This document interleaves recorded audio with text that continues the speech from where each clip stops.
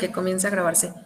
Muy bien, listo. Bueno, vamos a comenzar entonces presentando a nuestra ponente, la maestra Giovanna de Los Ángeles Rocha, maestra en Política y Gestión por el Instituto Tecnológico y de Estudios Superiores y maestra en Marketing Estratégico por la Universidad Iberoamericana Campus León.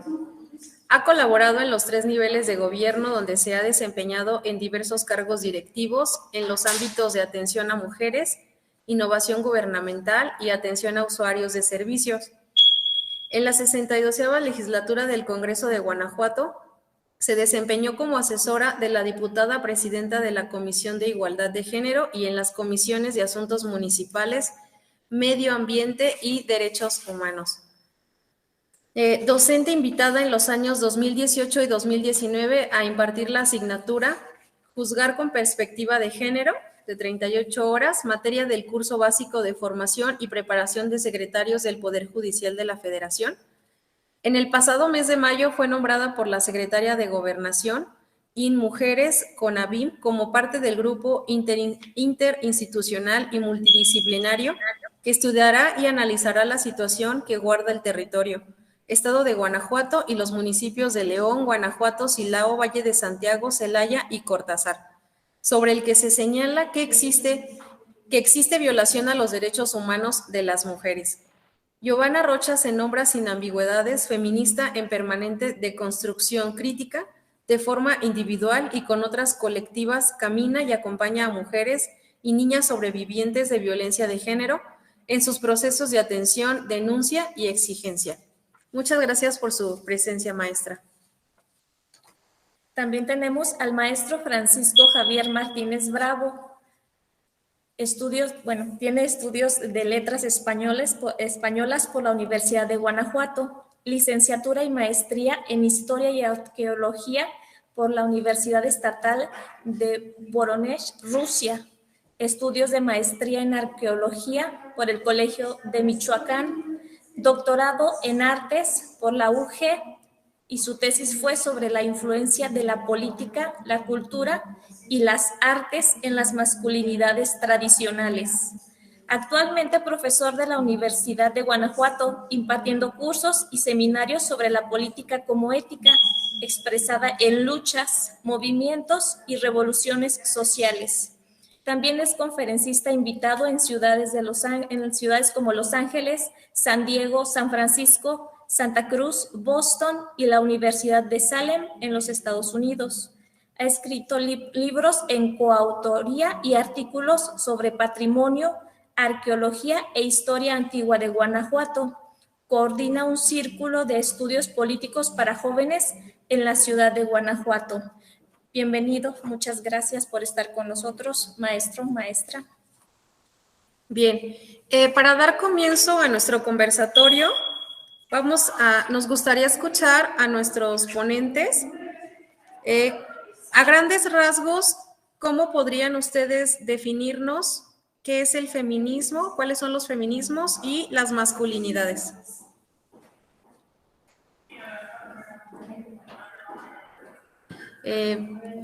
No sé quién de los dos quisiera comenzar. Adelante, estimado Javier.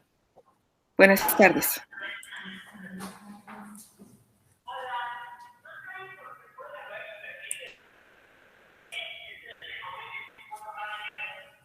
No se escucha, no sé si somos nosotros o alguien te está escuchando.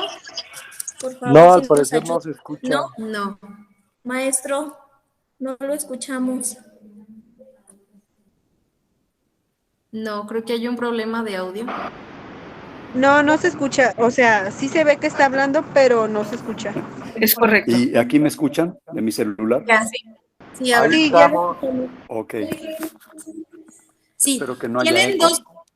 Disculpen que los interrumpamos. Tienen 2 minutos, por favor, para darnos su opinión.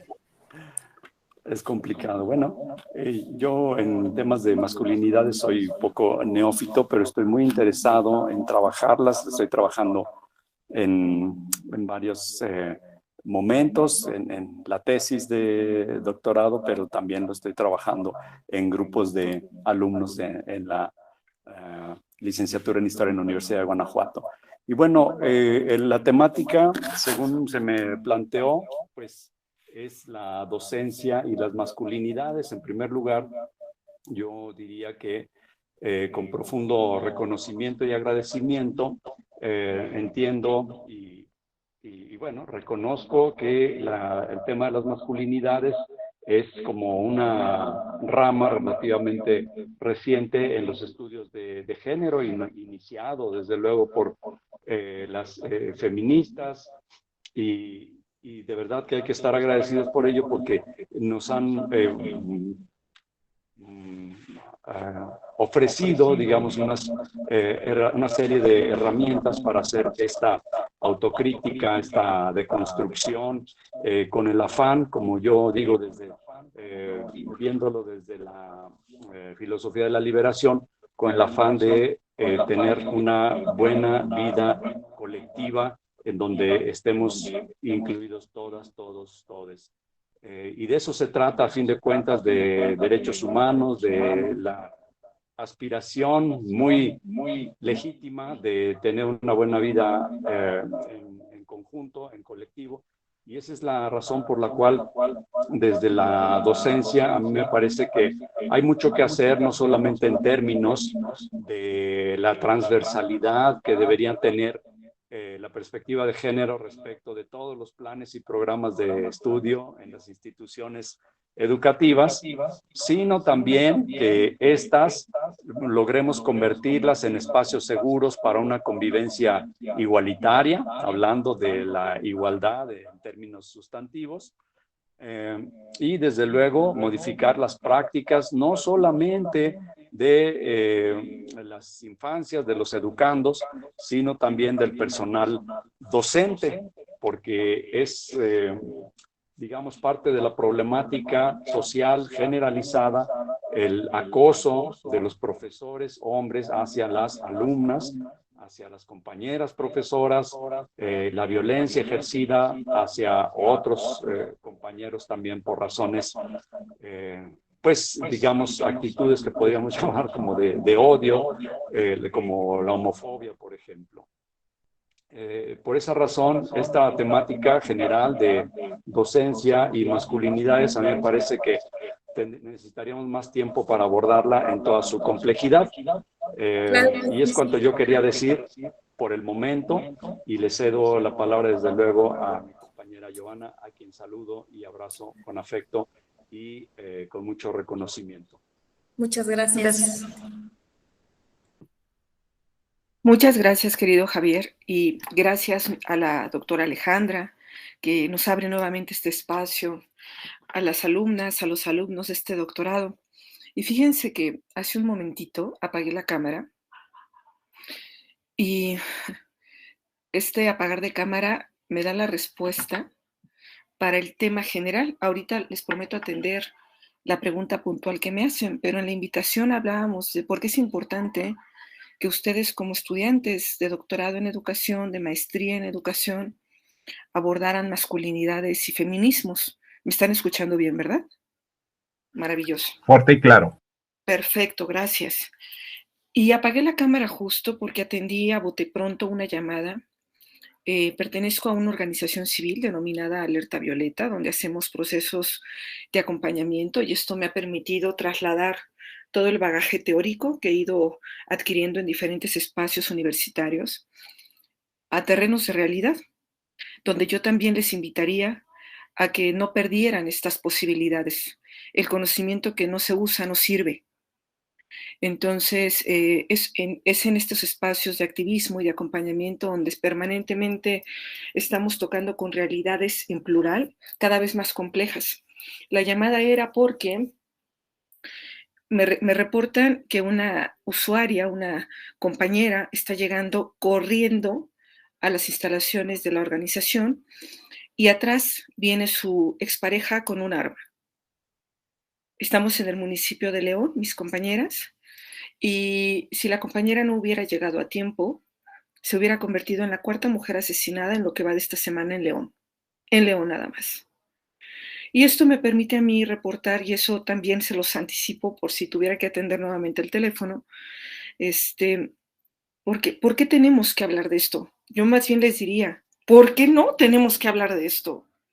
Es más, necesitamos horas y horas y horas para que indistintamente de la formación que tengamos, no perdamos de vista que somos mujeres, hombres,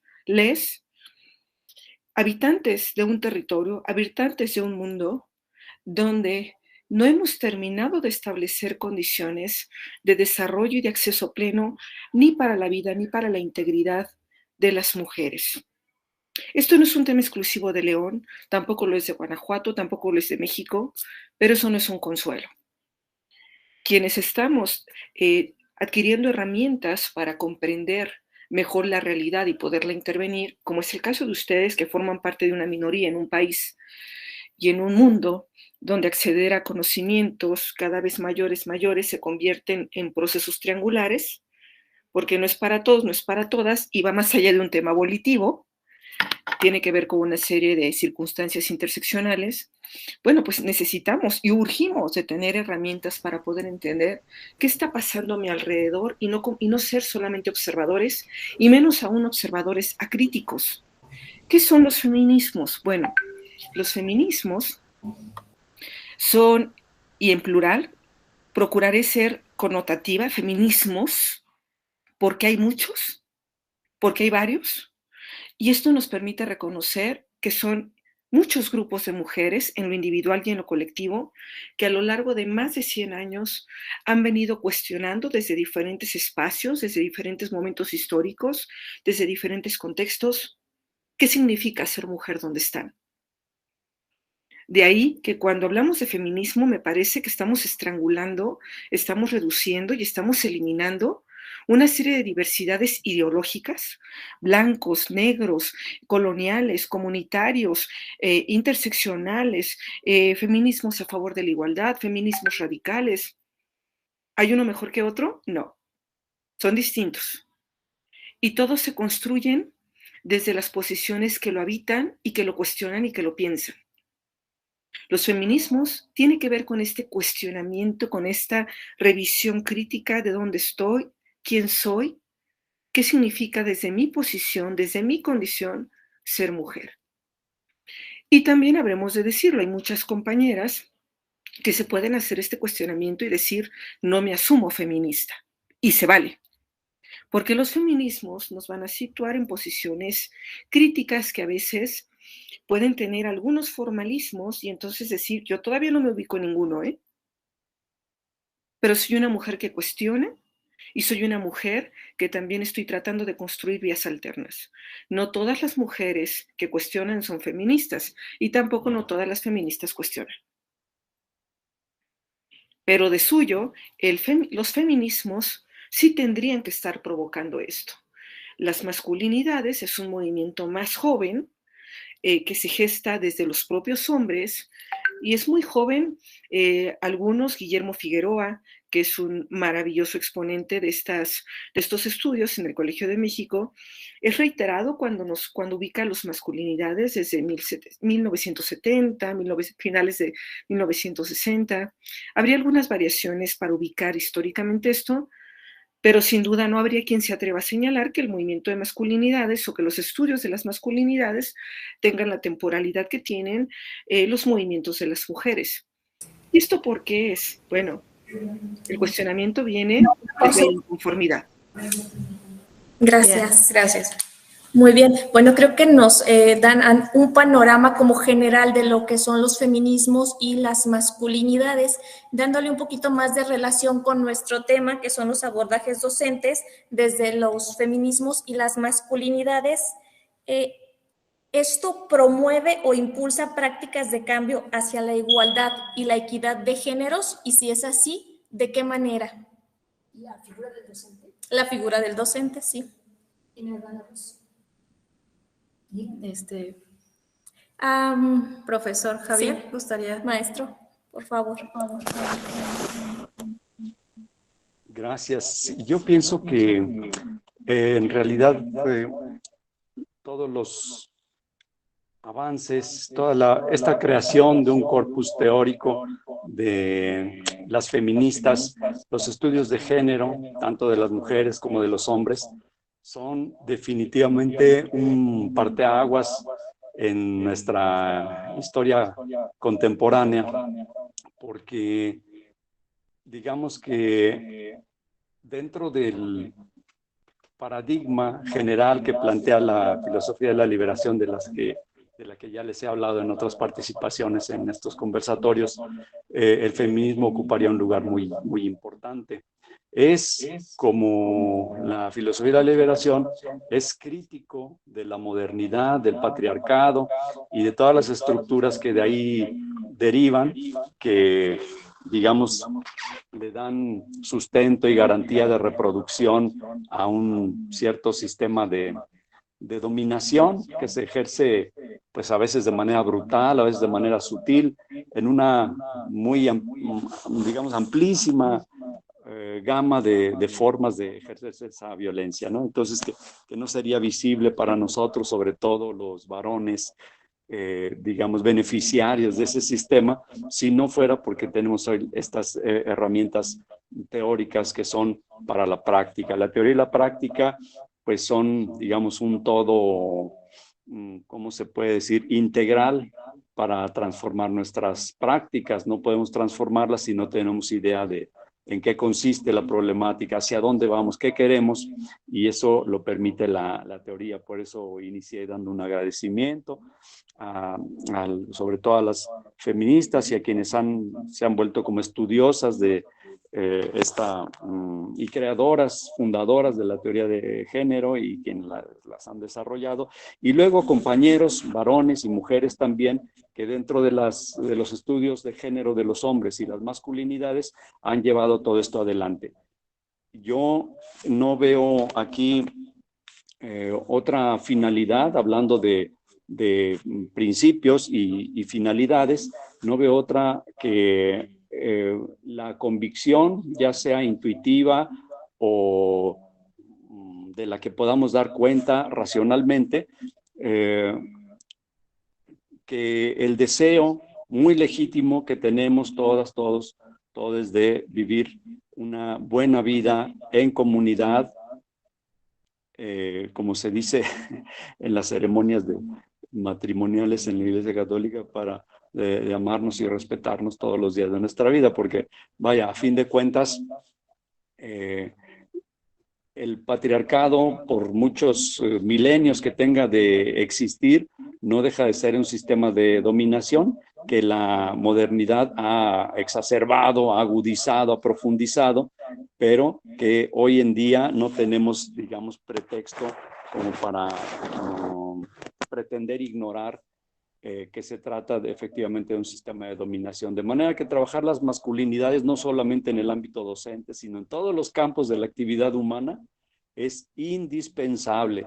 Es una cuestión de dignidad humana, de derechos humanos, de reivindicación de las cualidades humanas de las mujeres que el sistema patriarcal ha negado desde que se crea ese sistema, porque no es eterno, fue creado por seres humanos y por seres humanos debe ser desarticulado, desmontado.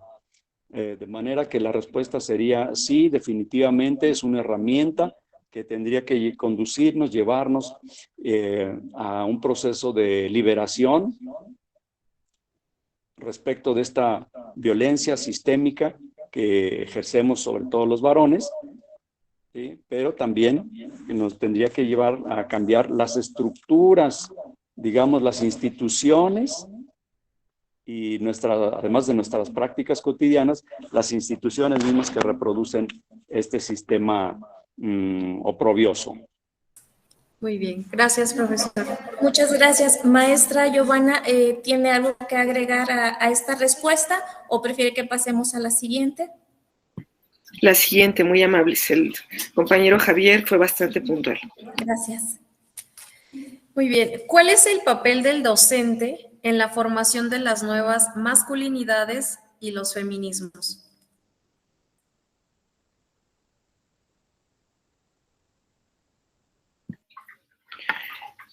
Si me permiten iniciar esta...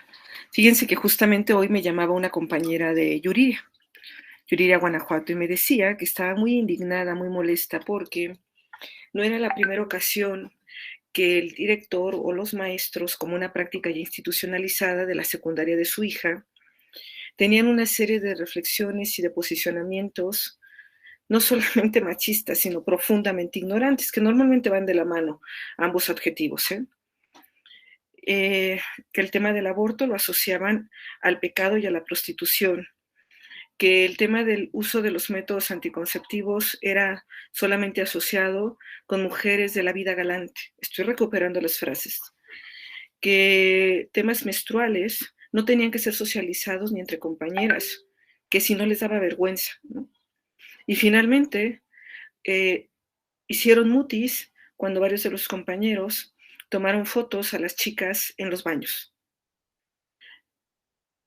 Espero que esto les responda a la importancia de que quienes están al frente de la formación de conciencias, que no es un asunto menor, porque no solamente están yendo niños, niñas, adolescentes, adolescentas a adquirir conocimientos a los espacios institucionales, públicos o privados, están yendo a formarse a nivel de conciencia, de ciudadanía, ¿no? Y que reciban este tipo de información que dista mucho, no solamente de lo científico, sino hasta de lo legal. Se atreven a cuestionar los triunfos obtenidos desde los movimientos feministas, desde movimientos libertarios, todo lo asociado con salud sexual y reproductiva, derechos humanos de las mujeres, derechos humanos en general. ¿Cuál es la importancia? La importancia es responsabilidad social, la importancia es ética, la responsabilidad es legal, la responsabilidad es ciudadana. De ahí que no puede ser una simulación formarnos en estos temas solamente para otros y para otras. Tiene que haber un proceso de interiorización antes de empezar a ser promotores y empezar a problematizar sobre esto. Gracias. Muy bien, muchas gracias. Precisamente eso íbamos a preguntar, ¿qué procesos? Porque obviamente son nuestros compañeros doctorantes, nosotros maestrantes en educación. ¿Qué procesos debemos de seguir o deben de seguir quienes están al frente de los grupos en cuanto a construcción, reconstrucción o deconstrucción personal para poder tomar conciencia y precisamente no hacer todo esto que está comentando? Porque también debe ser un proceso personal, que a final de cuentas damos algo de nosotros al estar al frente. Maestro, por favor. Gracias. Y sí, yo pienso que debe haber una especie de relación dialéctica, digamos, entre el trabajo personal y el trabajo colectivo e incluso institucional. No debemos desligarlos porque hay una responsabilidad en diferentes escalas. De eso hay que tener claridad suficiente, porque de otra manera podemos pensar que, como dicen algunas personas, el cambio está en uno mismo y solamente en uno mismo. Se trata de cambiar colectivamente y eso se puede reflejar en las prácticas individuales, pero cambiar colectivamente es muy importante, de manera que tanto las personas docentes deben entrar en un proceso de formación en materia de género y masculinidades, pero también las instituciones deben comprometerse a esto que mencionaba yo hace un rato, a que esta perspectiva fuera transversal a planes y programas de estudios en todos los niveles educativos, de manera que dentro y fuera de los muros de las instituciones educativas, esto sea, digamos, un proceso constante, permanente.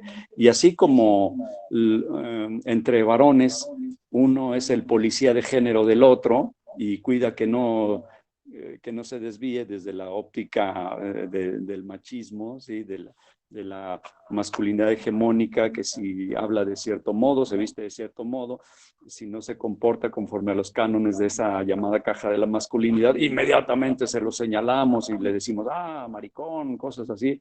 Bueno, que sea al revés, es decir, que todos tuviéramos claridad conceptual y una cierta claridad acerca de hacia dónde debemos dirigirnos, qué prácticas no debemos repetir, de manera que pudiéramos ser, en ese sentido, no policías de género, sino aliadas de género, y siempre reclamar cuando un varón nota que otro varón está ejerciendo violencia en cualquiera de sus formas, no quedarnos callados. Y bueno, yo cedo la palabra a mi compañera Giovanna porque no quiero monopolizar. Gracias. Muchas gracias. Solamente abonar a lo que ya adelantaba mi compañero. Fíjense que hace casi 30 años se hablaba de procesos de sensibilización y se utilizó mucho recurso público, mucho recurso público para capacitar a funcionarios públicos de los 3 niveles. El asunto es que ya pasaron 30 años y seguimos hablando de eso. Es decir, seguimos pensando que el tema es sensibilizar, es decir, de poco a poco hacer conscientes a los otros, a las otras, de por qué es importante, de por qué no regatear lo que está en ley. Ya ahora creo que tendríamos que ser más firmes. Ya no hay espacio para la sensibilización. Ya pasaron más de 30 años. Hablo de México en relación a otras naciones. Ya tendríamos que hablar de imperativos normativos. ¿No lo cumples? Te aplico la ley. Si eres un servidor público que te atreves a cuestionar y a regatear derechos, te aplico la ley. No estás habilitado. Si eres un docente y te atreves a cuestionar porque piensas que es una quimera, un artilugio inventado de no sé dónde, las masculinidades o los feminismos, no estás listo. No estás listo y te aplico la ley. Entonces creo que ya tendríamos que pasar a otro nivel porque es cierto, compañeras y compañeros, esto se tiene que interiorizar y no es fácil, se tiene que hacer todos los días y todo el tiempo. El patriarcado absorbe y el patriarcado es seductor para mujeres y para hombres, sobre todo en posiciones de poder, ¿no? Entonces todos los días tenemos que hacer ejercicios de deconstrucción y de interiorización. Ya no tenemos tiempo que perder, nos ha costado mucho la desigualdad. Muchas gracias. De ahí partimos a, como docentes, hasta dónde podemos llegar a impulsar el feminismo, los feminismos y las masculinidades. ¿Hasta dónde? ¿Cuál sería nuestro límite? Maestra, si gusta. Pues no hay límite. El límite es que no hay límite, porque ya está perfectamente estipulado. Yo creo que los límites, en términos de realidad, son los que establecen las instituciones. Ya hablaba el compañero Javier de los pactos patriarcales, ¿no? Estas resistencias que puede haber para no pasa nada, tú puedes seguir violentando, puedes seguir acosando, puedes seguir ignorando y yo te protejo. Los límites son metaconstitucionales, no están en ley. La realidad es que sobre la práctica vamos a encontrar algunas resistencias y habremos de nombrarlas. Resistencias porque me parecería ingenuo y no así optimista pensar que somos una mayoría avasallante quienes estamos convencidos del tema de ya no regatear los derechos humanos. Las resistencias están en el día a día, ¿no? Los vemos en las instituciones públicas, en las instituciones privadas, en los espacios religiosos, ¿no? Puede estar un docente hablando de educación laica, educación científica, y llegar a un fin de semana a un espacio religioso y cuestionar esto, ¿no? Podemos abordarlo en las aulas ahora mismo y llegar a la sobremesa de la cena de nuestros hogares y encontrar resistencias, ¿no? De, ¿cómo se te ocurre? Ponte a leer cosas más serias, ¿no? ¿En serio estás aprendiendo eso en tu doctorado? ¿Tanto cuesta tu doctorado para que hables de feminismos y masculinidades y esas cosas que se están inventando? Diría don Agustín Laje, ¿no? Digo, ahí está la posición de Agustín Laje, un resistente a todas las ideologías de género que sigue pensando que son idiotizantes y que son producto del oscurantismo. Entonces, las resistencias tienen que ver con ¿a quién le gusta perder el poder? El patriarcado no quiere perder el poder. Allí es donde encontramos las resistencias, no así los límites, porque en términos constitucionales, en términos éticos, en términos de ganar, hace mucho que hemos problematizado sobre lo que pudiera representar que las posiciones y las condiciones de las mujeres fueran simétricas con los varones. Maestro, si gusta darnos su opinión. Gracias. Pues en realidad, hablando de los límites, yo pienso que en tanto que una necesidad colectiva, social, imperiosa, los límites los tendría que pensar cada colectivo, cada sociedad, cada país, cada estado, a partir de su realidad.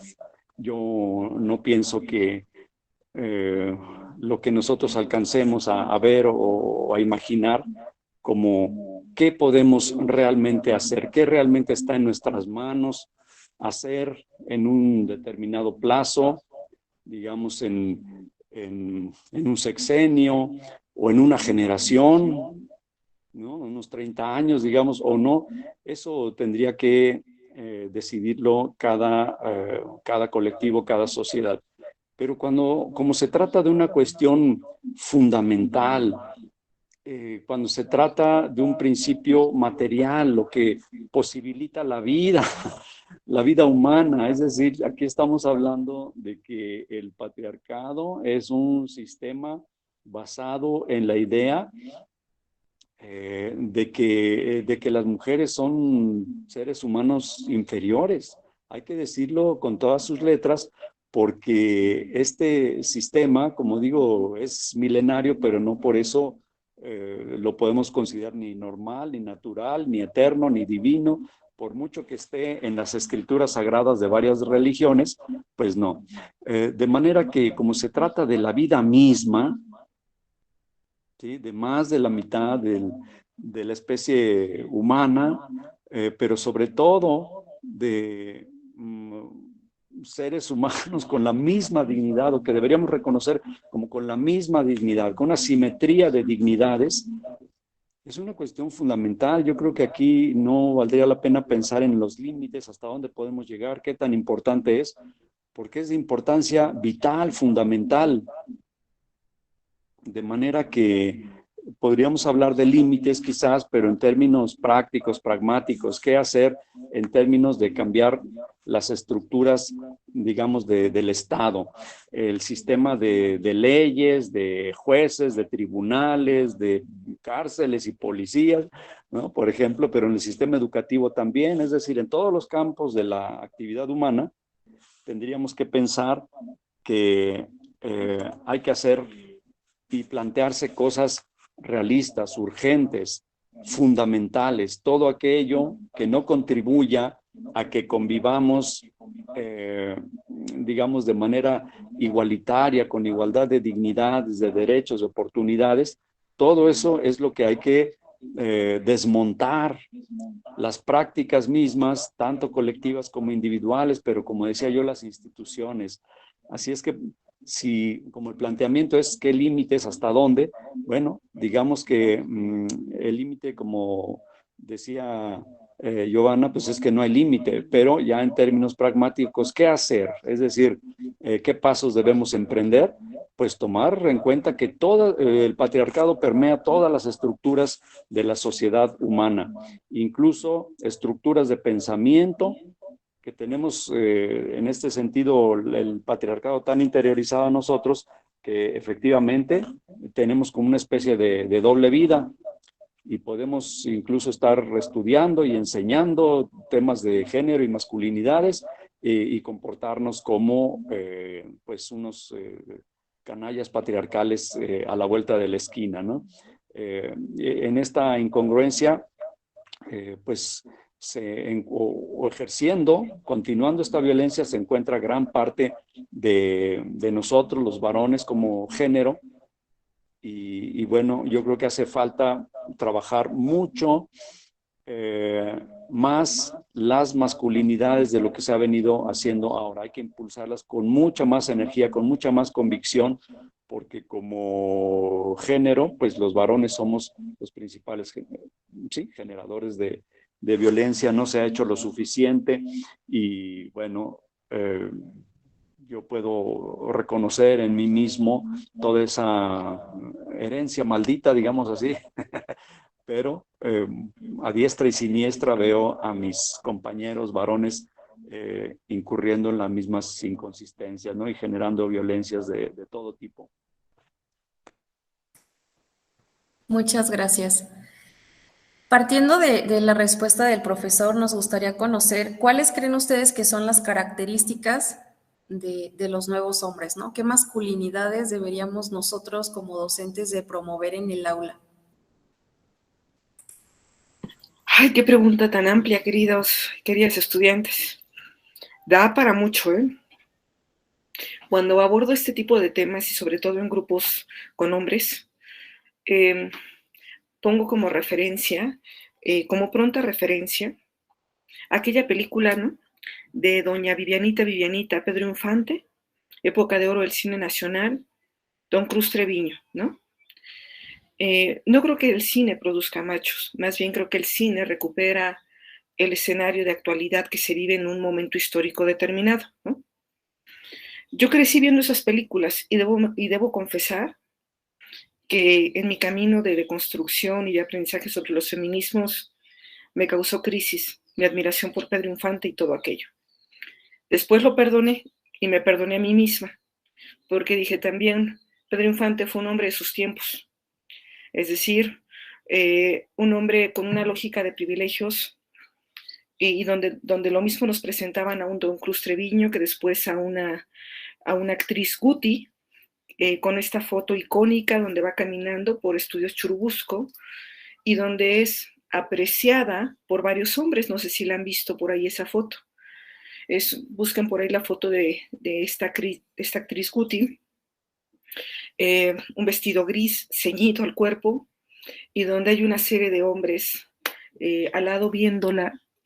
Hoy yo vería esa escena y diría, qué acoso callejero tan terrible. En aquel momento eran piropos y era admiración. Hemos ido replanteándonos cuestiones como sociedad. ¿Cómo tendría que ser ahora? ¿Cómo siempre debe haber sido? ¿Cómo debieron haber sido estos nuevos hombres? Como nunca debimos haber permitido que dejaran de ser, si es que alguna vez lo fueron. Exaltamos temas de colaboración en familia y me parece que habría que ser mesurados. Es que desde siempre han debido ser responsables de sí mismos los varones, ¿no? Me parece que tendríamos que empezar a dejar de validar que la única emoción para ellos permitida deba ser la ira. La principal causa de muerte de los varones en nuestro país tiene que ver con accidentes de tránsito y cuestiones relacionadas con el consumo de alcohol y de drogas, porque es el momento donde pueden ser ellos. Tendríamos que abonar más al autocuidado. Los hombres están muriendo por cáncer de próstata, por cáncer de mama, en menor medida, pero sí cáncer de próstata, porque sigue recalcitrante entre ellos la idea de que un hombre que es tocado y es vulnerado, su masculinidad frágil, muere. Entonces prefieren morir de cáncer de próstata, el autocuidado, ¿no? Tendríamos que abonar a formar hombres que no busquen ser maternados, y sí seres individuales capaces de externar emociones y de responsabilizarse de sí mismos. Tendríamos que empezar a cuestionar a las masculinidades como aquellos sujetos de primera y pensar en las mujeres como sujetos de segunda. Hoy, queridos doctorantes, todavía atendemos procesos de separación donde el motivo es, en el embarazo, quien va a nacer es una niña y mi esposo me responsabiliza. Tendríamos que empezar también a cuestionar, y esto no es propio de las comunidades o de los analfabetos. Esto ocurre al lado de ustedes, de nosotros. Dejemos de estigmatizar al macho violento en la precarización. No es así, ¿eh? Les aseguro que no es así. También tenemos masculinidades resistentes en cuellos blancos y en doctorantes, y en doctorados, y en doctores. Tendríamos que empezar a promover masculinidades sanas. Hombres con posibilidades de no elegir como una imposición la heterosexualidad. Tendremos que empezar a cuestionar la heterosexualidad, las masculinidades en plural, como esta posibilidad múltiple de hombres de construirse de distintas formas y dejar de idealizar patrones. Da para mucho la respuesta. Permítanme provocarlos con el tema que inicié mi respuesta. Don Treviño y Garza y Vivianita siguen vigentes entre nosotros. Esta figura de autoridad de no cuestionarme, esta figura de autoridad de porque soy hombre lo puedo hacer. Y no crean, en el fondo y en la superficie, a ellos les está costando mucho.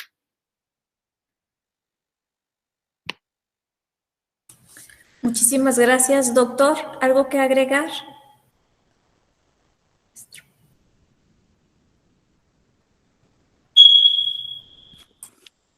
Nada por ahora. Gracias.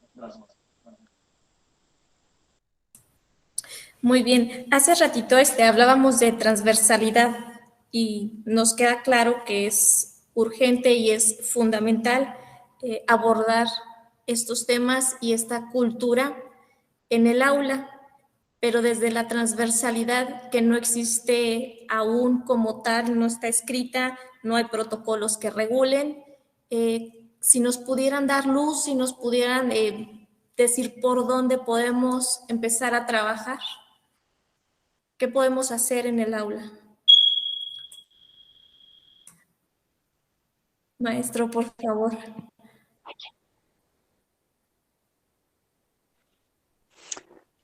Gracias.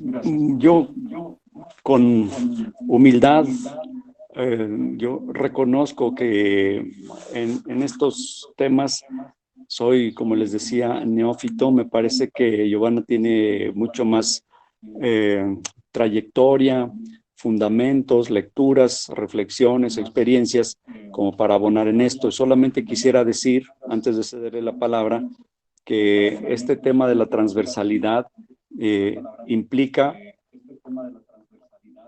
en mi opinión, que en todos los campos de la actividad humana, no solamente cuando mencionaba yo los planes y programas de estudios en las instituciones educativas, sino que más allá, en otra escala más amplia, en todos los campos de la actividad humana, es necesario no perder de vista los principios.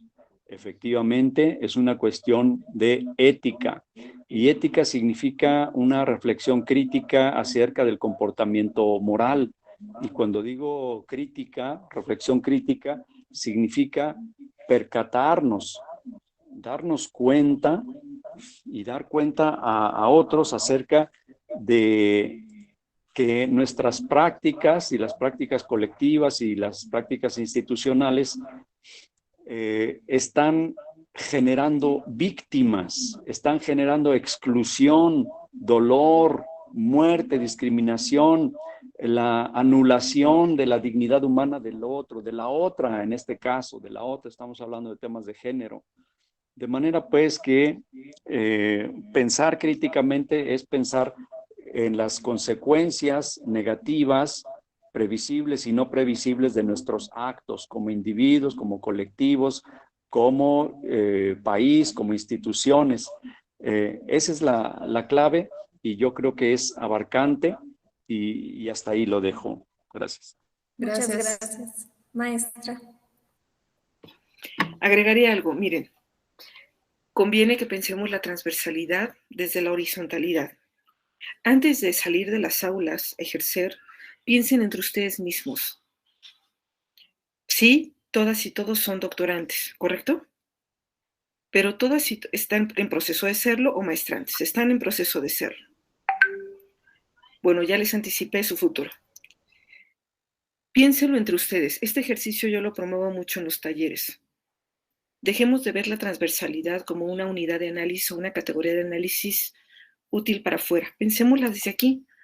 Si estuviéramos ahorita en una aula, yo lo primero que les diría es levántense y voltéense a ver entre ustedes. Aparentemente en común tienen que son estudiantes de esta universidad y de este programa, ¿verdad que sí? Y aparentemente tienen en común, se van a observar el cuerpo, se van a observar tal vez en lo que se han tratado con algunos intereses comunes, pero si revisamos las historias y las particularidades de cada uno de ustedes, entenderemos la transversalidad. Es decir, acceso a oportunidades, acceso a derechos, pero no desde lo normativo, es decir, no desde el deber ser, sino en la realidad. Algunos tendrán en este momento 20 años, no, están muy chavos, 25. Algunos tendrán 40, tal vez el de 25 diga, híjole, ya está muy grande para la maestría, ¿no? Y el de 40 dirá, está muy chavo, yo a esa edad necesitaba trabajar, porque de otra manera no podría cubrir una maestría. O a lo mejor otra compañera diría, tengo 35 y la hago hasta ahora porque cuando tenía 22 fui mamá y en aquel momento no tuve acceso a esta oportunidad. Y entonces empezamos a encontrar en las historias particulares circunstancias y condiciones que explican el presente, la igualdad y la diferencia. De ahí que sea tan riesgoso el singular. No todo lo que vemos es, compañeras y compañeros. La interseccionalidad, yo les provoco mucho a las compañeras cuando estamos tallereando que reconozcamos las historias y nos daremos cuenta que es interseccionalidad. Nos daremos cuenta que algunas de ustedes a estas alturas son propietarias de algo. Algunas ni siquiera han tenido acceso a un crédito, etcétera, etcétera, etcétera. ¿Desde dónde iniciarla? Empiecen por ustedes mismos y mismas.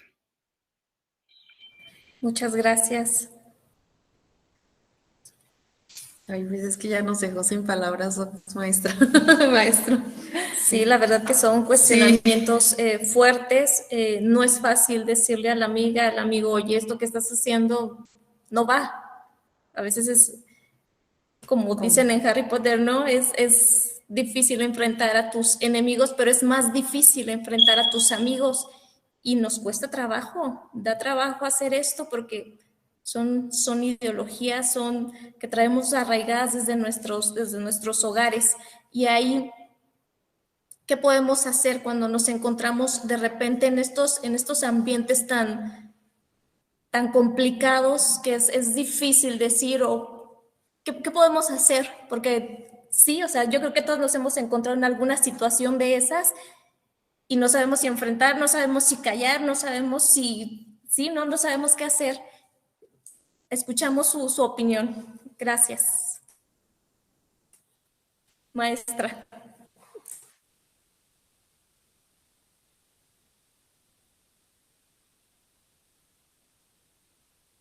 No se le escucha, maestra. Ah. Ahí está. Qué bueno que no escucharon. Dije una barbaridad. Porque confesaba que esto ha sido una evolución, ¿eh? Les mentiría si les dijera que siempre he tenido la paciencia, la prudencia que tengo ahora en relación a hace 15 años. Yo recuerdo que mi nivel de tolerancia era ¿no? Ante un comentario machista, ante una situación machista, ante un chiste, ante una expresión, y me enojaba. Y se me notaba. Con el tiempo, no es que lo tolere, pero he buscado otras vías que considero más inteligentes, sobre todo para hacer incidencia. Y también depende de dónde estoy, con quién estoy y cuándo estoy, ¿no? Hay que tenernos paciencia. Por ejemplo, no me río de chistes machistas y no estoy dispuesta a hacerlo. Y si mis compañeras y compañeros no lo entienden, pues ya fue, ¿no? No puedo validarlo. Ya me atraviesa el alma, me atraviesa la piel, como dice mi compañera activista Irinea. Ya no es un tema de saco, ya es un tema de piel, ya me atraviesa. Pero cuando estoy en ejercicios de incidencia, es decir, proponiéndole autoridades o dialogando con algunas otras compañeras feministas o con algunos otros compañeros con los que queremos construir alguna cuestión, tiendo a tener otro tipo, no de complacencia, ojo, pero sí de buscar vías alternas para buscar estos ejercicios de reflexión y buscar que entiendan desde dónde les estamos hablando. Por ejemplo, cuando trabajo con grupos de hombres, alguna vez me ofrecía capacitar a más de 250 varones operadores de transporte público como un acto completamente voluntario y gratuito. Después supe en lo que me metí. Los primeros días con el cuerpo me hablaban de ira, ¿eh? Me querían hasta golpear. Lo más fácil era correr o decirles están locos, están equivocados, son unos ignorantes, pero no era lo que yo quería provocar. No estaba yo ahí para eso. Entonces, no es fácil. Hay que ubicar escenarios, contextos y también hay que ubicar ganancias, ¿no? Hay momentos en los que hay jorobados que no vamos a enderezar y no tiene sentido y abordémoslo frontalmente, ¿no? Lo he llegado a decir, no me interesa convencerte. Pero también he buscado algunas otras alternativas cuando creo que es pertinente generar ejercicios de conciencia, porque yo no nací feminista. Parafraseando a Simone de Beauvoir, con la vida lo he ido haciendo un día a la vez, un día a la vez, un día a la vez. Cuando vean estas posibilidades, busquen alternativas. Gracias. Maestro, ¿algún comentario?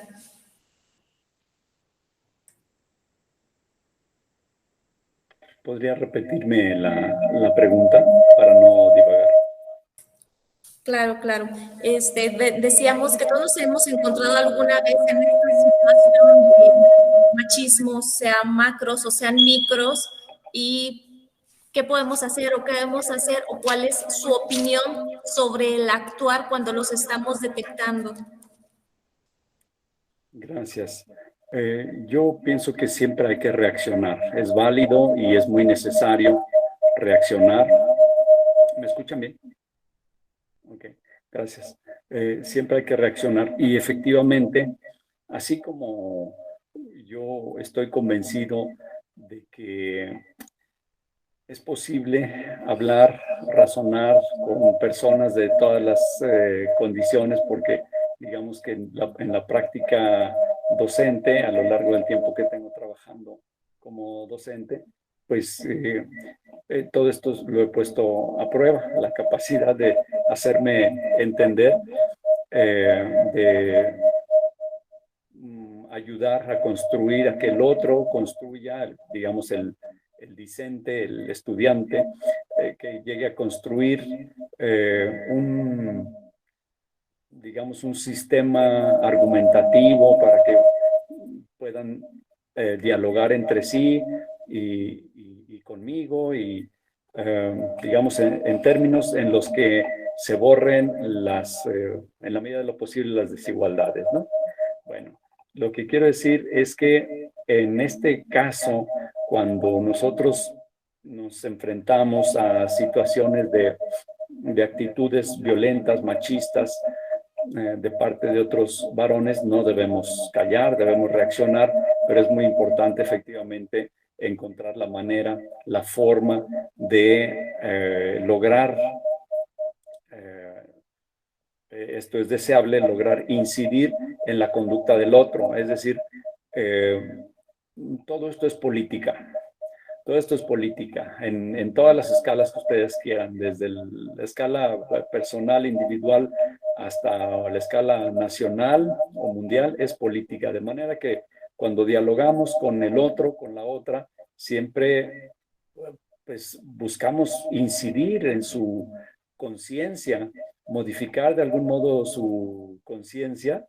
De otra manera, no interactuaríamos. Yo cuando hablo con una persona, pues espero que me crea lo que le digo, pero no puedo decidir si me va a creer o no. Pero trato de hacer que mis dichos sean entendibles, sean creíbles, sean aceptables para la persona y, bueno, que en la medida de lo posible los llegue a interiorizar. Es decir, no porque yo tenga la actitud de tratar de convencer a todo el mundo de que piense como yo pienso, que actúe como yo actúo, pero el diálogo es así, es un intercambio digamos, de mi subjetividad con tu subjetividad en términos de igualdad, es abrirme a ti y esperar que tú te abras a mí, y eso es política también.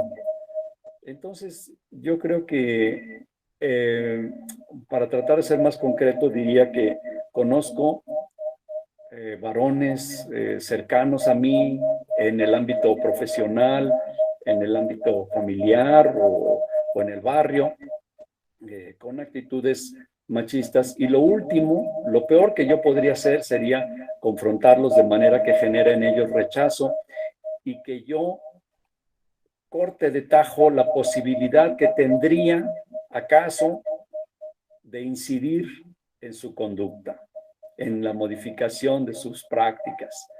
De manera que sí reaccionar siempre y siempre hablar de la violencia que se genera. El tema es cómo. Y yo estoy personalmente en ese proceso, en el proceso de adquirir esas herramientas teóricas, conceptuales, pero argumentativas también, para lograr dialogar mejor con mis pares varones y particularmente en el tema de la violencia machista, pues lograr incidir de alguna manera en ellos. Perdón por todo este choro, pero necesitaba irlo construyendo. Gracias. Gracias, maestro. Muy enriquecedor su comentario. Bien, pues nos gustaría pues nos hicieran el placer de escucharlos pues en unas palabras de cierre de este pequeño conversatorio, que yo creo que fue realmente pequeño para lo grande, ¿no? Que necesitamos poder conversar más, ¿no? Y compartir ideas. Si nos pudieran dar su cierre, por favor. Vicky. Maestra Giovanna. Bueno, entiendo que este conversatorio lo que tiene como propósito seducirles. Seducirles para que ustedes entren a estos caminos con la confianza de que son caminos retadores, necesarios, casi interminables. Les puedo asegurar que hay una variedad de fuentes tremendas. Yo cada vez descubro más autoras, sobre todo en materia de feminismos, que es el ámbito que más me ha interesado. Cada vez me convenzo más que sé poco y eso me permite retarme y sobre todo en esta combinación que hago de reconocimiento y de realidades, cada vez descubro que me faltan más herramientas para abordar lo que está ocurriendo en el día a día. Entonces, si este conversatorio cumple con el objetivo, ustedes hoy después de esto, no les digo que van a ir corriendo a buscar en la librería de Utópicas a Celia Amorós, a Marcela Lagarde, a la propia Marta Lamas, o algunas otras autoras mexicanas, españolas, Bell Hooks, etcétera, pero sí lo van a hacer en algún otro momento, para empezar a cuestionar y a reconocer que esto no se puede aprender ni en TikToks de 2 minutos, ni en frases inmediatas, que lo que está haciendo esta institución y este programa de maestría es decirles, miren, aquí hay otras rutas, aquí hay otras herramientas, acá hay otras posibilidades para que adquieran herramientas útiles y que no los sorprenda el terreno de los hechos. Que ustedes adquieren con un ejercicio crítico, que no se casen con alguna postura. Primero hay que revisar una serie de posicionamientos, ubicarlas en el tiempo y en el espacio. Se habla de la cuarta ola de los feminismos. Yo no soy muy fan del acomodo en olas, pero bueno, para que ustedes me digan si están o no de acuerdo, primero revisen y luego hablamos. Asómense a los repositorios institucionales que tiene el Colegio de México, que tiene la UNAM, son maravillosos, la Ibero de la Ciudad de México, el Colegio de la Frontera. Sí, digo, tampoco es que tengamos que ir tan lejos. México está haciendo esfuerzos importantes y Mujeres tiene un importante repositorio de documentos gratuitos. Háganlo. Por supuesto, de masculinidades, asómense a ver lo que están haciendo desde sociedad civil, el grupo GEN de SACE, Juan Guillermo Figueroa desde el Colmes, etcétera. Háganlo, acepten esta seducción antes de que la realidad les tome de frente y tengan elementos para poder defender con principios de verdad y de contundencia una serie de posiciones que no les sorprenda van a ser regateadas al exterior. Y cierro con la frase que tendría que decir, a ver, no podremos cambiar el mundo, dice Mafalda, ¿no? Hay que apurarnos antes de que el mundo nos cambie a nosotras, sí, porque el patriarcado es como la humedad, está presente en todos lados y a veces es más perceptible que en otros momentos, pero no validemos ninguna conducta misógina, ni machista, ni violenta. Es un buen principio y lo podemos validar con nuestro silencio, lo podemos validar desde nuestra ignorancia, lo podemos validar desde nuestra complicidad, con nuestra risa, con nuestra presencia. Empecemos a hacer algo antes de que la realidad nos sorprenda. Si algo he escuchado en los últimos años es, no pensé que a mí me fuera a pasar. Bienvenidas a la realidad. Somos mujeres y hombres de estos tiempos. Y claro que a todas nos pasa. Muchísimas gracias por la invitación, por el espacio, quedo a sus órdenes y será un gusto volvernos a encontrar. Les pongo en algún mensaje mis datos para estar en contactos futuros. Gracias y saludos, querido Javier, querida doctora Alejandra. Un abrazo, Giovanna. Muchas gracias, nos encantaría seguir en contacto y continuar aprendiendo. Maestro, por favor, algunas palabras de cierre. Pues yo quisiera cerrar con lo que abrí y terminar con lo que comencé. Es la vida la que está en juego, nuestra vida, la vida de las mujeres. Desde luego estamos hablando de masculinidades, pues hablar de masculinidad es como una forma sintética de decir que estamos hablando de una perspectiva de género, de los estudios de género de los hombres y las masculinidades que buscan cambiar nuestras prácticas, modificarlas de manera que no continúen, digamos, atentando contra la vida, sino favoreciéndola, fortaleciéndola. Se dice fácil, pero es sumamente complejo y ya ha comenzado el proceso, es decir, no es algo que estemos aquí pensando que algún día comenzará, ya ha comenzado, pero no es suficiente y no será suficiente hasta que todo esto ya pueda ser estudiado, digamos, solamente por historiadoras, por historiadores. Entonces sí, pues, ¿no? Y que solamente desde la historia se pudiera estudiar. Bueno, diríamos, ya estamos en otra etapa. ¿Quién sabe si esto vaya a suceder, cuándo vaya a suceder? Lo cierto es que se trata del gran tema de la vida. Y cuando yo mencionaba la ética crítica, en el inicio y en el fin de la ética crítica está la vida humana, la vida colectiva, comunitaria, en donde hombres, mujeres, con todas las identidades, con toda nuestra diversidad, pudiéramos y podamos coexistir, convivir, ser plenamente en igualdad de dignidades. Se dice fácil, pero insisto, es muy complejo. Y yo, por mi parte, me siento comprometido en este proceso, aunque, digamos, prácticamente toda mi vida, hasta hace muy poco, yo me había dedicado a cualquier cosa, menos a una reflexión autocrítica, carecía de las herramientas necesarias para hacerlo, aunque siempre he tenido cerca de mí, por ejemplo, a mis hermanas, que fueron las primeras que me hicieron voltear a verme a mí mismo, mirarme al espejo, decir, pero qué barbaridad, qué monstruosidad estás haciendo, diciendo.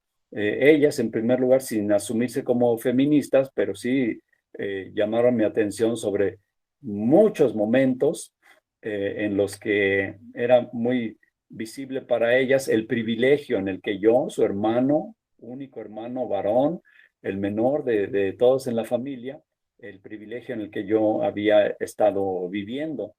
Así es que les agradezco mucho a mis hermanas, a mi madre, por, por en algún momento ellas mismas sacudirse de encima esta especie de hegemonía patriarcal. Y cuando digo hegemonía, me refiero a una especie de sistema de dominación que parece invisible. No lo es, pero parece invisible porque es multimodal. Así es que estoy muy agradecido con ellas en primer lugar, pero con ustedes por invitarme también, con Giovanna, a quien respeto y admiro mucho, a quien estimo y aprecio.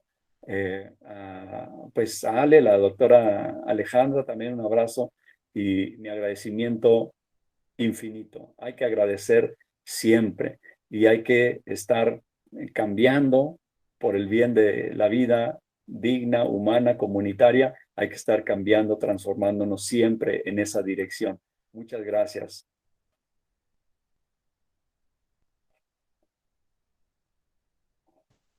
Pues muchísimas gracias a ambos, es un placer, un deleite escucharlos, pero no un deleite en el sentido de que me quedo así, sino nos movió todo el tapete. Aquí mis alumnasas también están, bueno, movidas, porque el escuchar ya no es quedarse donde uno está. Por supuesto, implica moverse, implica ir y hacer y transformar. Y definitivamente el ser docente es una de las responsabilidades más grandes que hay que trabajar. Y estoy de acuerdo, Giovanna, en que no es ya de empezar a hablarlo como si fuera, o a romantizar los feminismos, sino a trabajar fuerte en ello. Justamente ayer un compañero docente con maestría decía que los movimientos feministas eran radicales y que había que hacerlo de manera distinta. Le dije, claro, me lo dice un varón en la posición de poder que no quiere moverse, ¿no? Entonces, y este es el docente, ¿no? Que transmite eso que está pensando.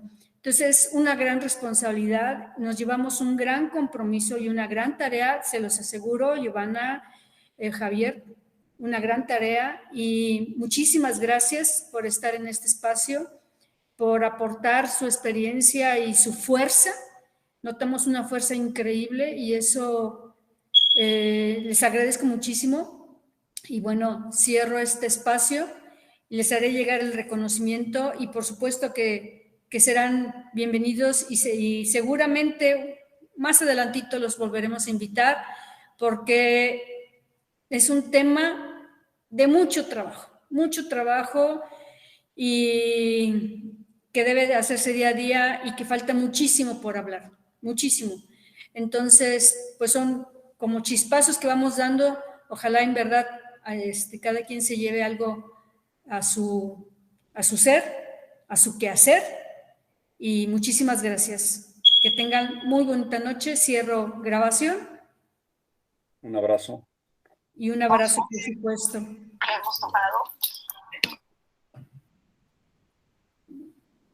Perdón,